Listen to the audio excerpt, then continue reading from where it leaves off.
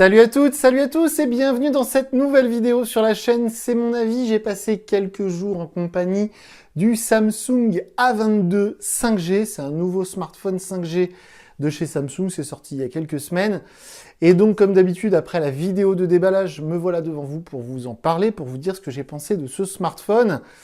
Alors, autant vous dire tout de suite, j'ai pas été très convaincu, j'ai pas mal de choses à vous dire comme d'habitude, mais avant ça, on part tout de suite sur le jingle, à tout de suite.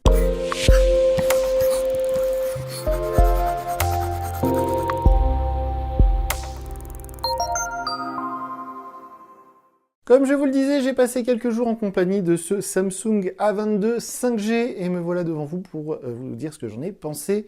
Avant de regarder cette vidéo, n'oubliez pas d'aller voir la vidéo de déballage où vous verrez le téléphone de bien plus près et je vous dirai sans doute plein de choses que je vais oublier de vous dire dans cette vidéo. Donc ce téléphone, j'ai utilisé comme d'habitude avec mes réseaux sociaux, ma carte SIM, etc. Je l'ai emmené avec moi, j'ai fait de la navigation voiture, j'ai pris plein de photos. D'ailleurs, si vous voulez voir les photos que j'ai prises avec ce téléphone, sous la vidéo, je vous mets le lien vers ma galerie Google Photos et vous pourrez voir de vos yeux ce que vaut la capacité photo, on va dire, de ce téléphone.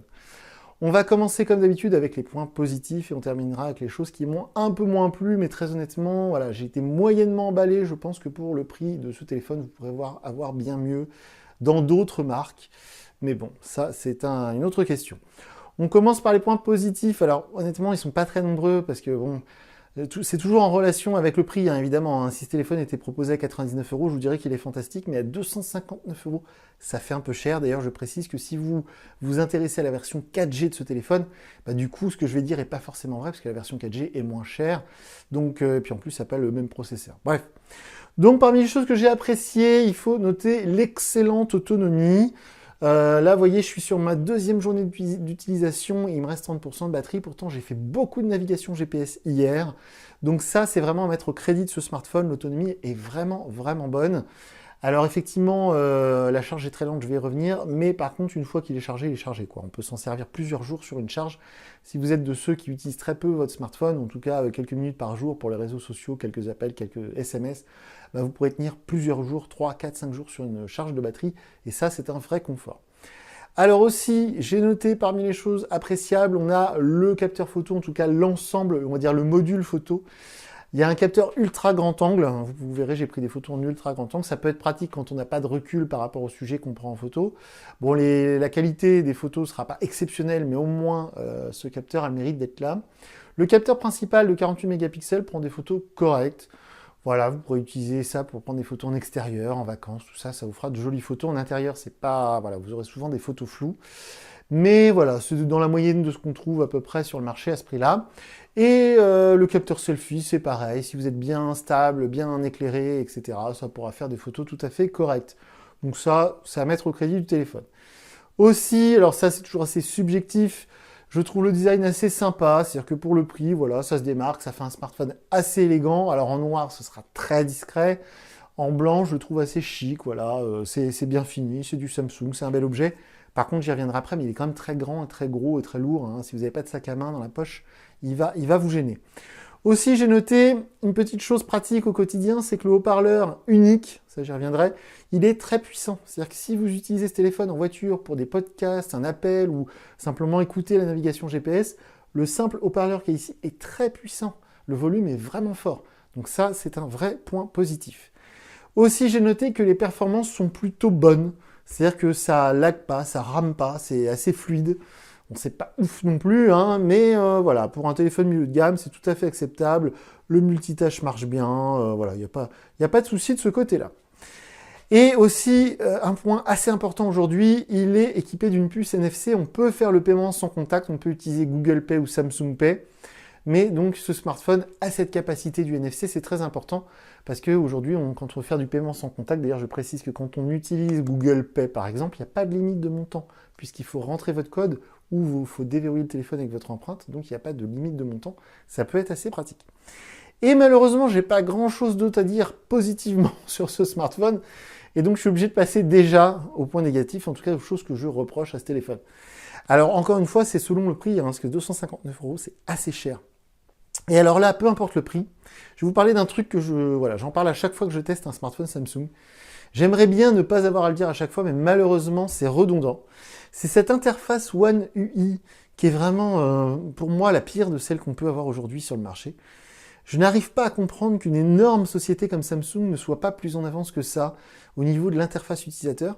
Alors certains me disent que c'est pour justement ne pas dérouter les utilisateurs anciens, parce que ça ressemble quand même beaucoup à ce que faisait ce qui s'appelait avant TouchWiz, hein, sur les Galaxy S6, Galaxy S7, les anciens modèles comme ça. Donc voilà, c'est franchement pas terrible. En plus, c'est bourré de bugs. J'ai eu un gros bug. Si vous me suivez sur les réseaux sociaux, j'étais sur cette page Google Discover, et puis en fait, je suis revenu à l'accueil et la page Google Discover était encore affichée à l'écran. Donc voilà, il y a pas mal de bugs. Il y a un bug que je voudrais vous montrer. Je ne sais pas si vous allez voir.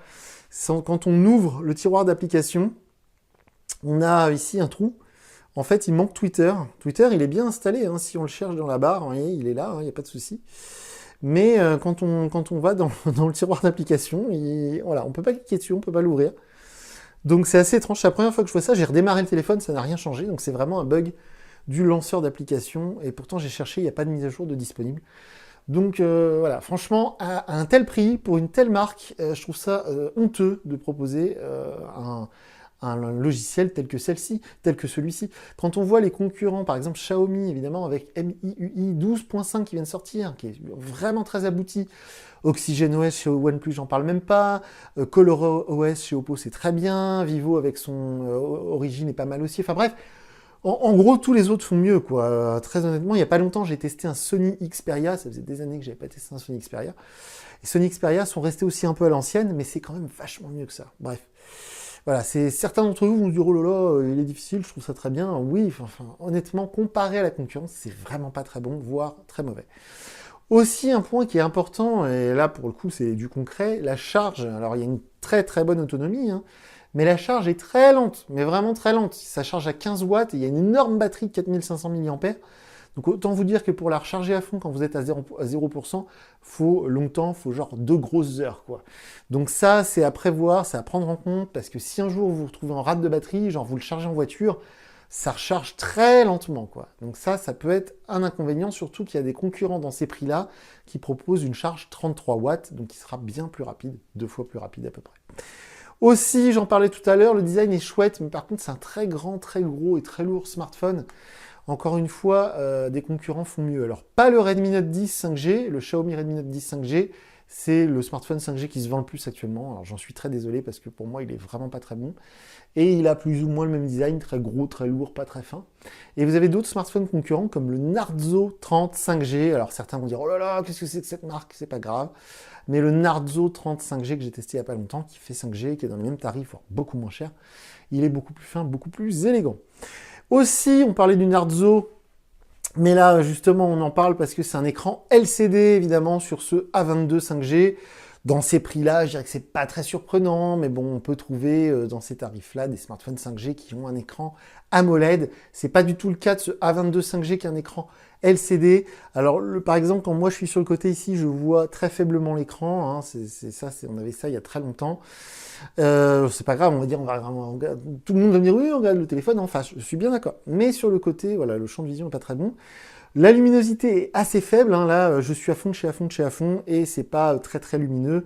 En plein soleil, vous aurez beaucoup de mal à voir votre écran, surtout avec des lunettes de soleil. Et puis les contours de l'écran sont très gros, très grands, parce que justement c'est un écran LCD, pas cher. La bordure inférieure est terriblement épaisse.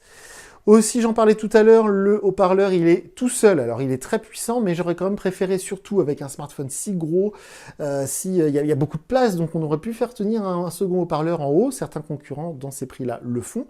C'est pas le cas ici, on a uniquement un haut-parleur, donc si vous regardez une vidéo, le son ne sortira que par là, il sortira pas par ici. Et aussi, j'ai noté, ça c'est de l'ordre du détail, mais vu qu'on a un écran LCD, on ne peut pas avoir les notifications sur l'écran quand le téléphone est en veille, chose qu'on peut avoir avec un écran AMOLED et la fonction Always On.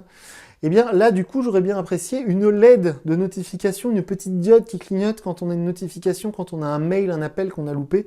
C'est pas le cas, donc on a un écran LCD et en plus, il faudra le réveiller de temps en temps pour voir si on n'a pas loupé un truc, un appel, un SMS ou une notification ou un mail.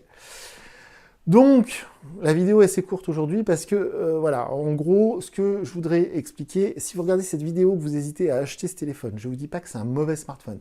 Si vous offrez ça à votre belle-mère, à votre tante, voilà, Bon, c'est pas un mauvais téléphone, hein. Pour téléphoner c'est bien, pour prendre des photos en extérieur c'est pas mal, l'autonomie est très bonne, je suis d'accord, c'est Samsung, en plus une grande marque, bon ok. Mais à ce prix-là, vous pouvez avoir bien mieux. C'est-à-dire le rapport qualité-prix proposé par ce A22 5G, il est très mauvais, il faut être très clair. J'ai rien contre Samsung, mais c'est pareil, leur interface One UI, pour quelqu'un qui est vraiment, on va dire, voilà, au fait technologiquement de ce qui se fait aujourd'hui, c'est vraiment pas très moderne, et en plus, comme je vous l'ai montré, c'est bourré de bugs.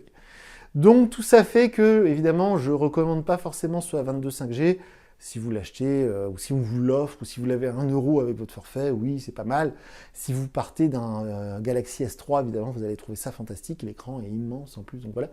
Mais si vous cherchez le meilleur rapport qualité-prix, bien évidemment, ce ne sera pas avec ce téléphone. Si vous avez des questions, n'hésitez pas à me contacter via mon compte Twitter. Sous la vidéo, je vous mets le lien vers mon compte Twitter. Je ne lis pas les commentaires YouTube, donc je ne peux pas vous répondre. Et puis, comme je vous le disais tout à l'heure, sous la vidéo, je vous mets le lien vers la galerie Google Photos et vous pourrez voir un petit peu à quoi ressemblent les photos qu'on peut prendre avec ce A22 5G. Donc voilà pour cette vidéo. Si vous avez des questions, n'hésitez pas à me les poser. En tout cas, je crois avoir tout dit sur ce Samsung. Je crois n'avoir rien oublié. Donc je vous dis à très bientôt pour une nouvelle vidéo sur la chaîne. Salut!